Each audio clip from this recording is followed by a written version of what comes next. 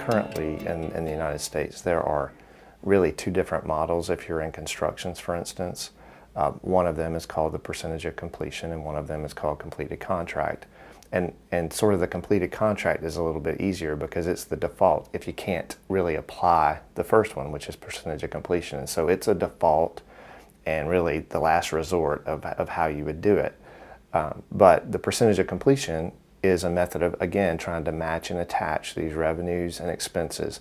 And so because construction happens where you might get a large payment up front or there may be a large retainage on the back end, the cash doesn't really flow with how the money is earned by the company that does the construction.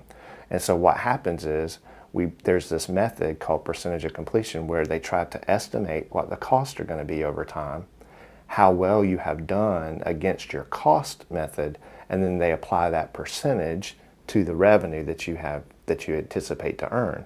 And if you expect to see a loss, higher losses, or a loss on what you expected, or your expenses are higher, basically is the easiest way to think. If your expenses are higher than what you anticipated, then that impacts your revenue over time.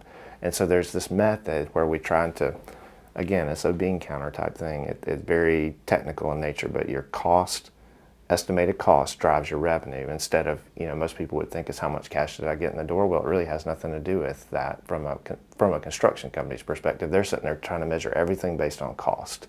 And if I have a big loss, then I might have to take that immediately. And if not, I may be able to smooth that revenue recognition over time based on those costs.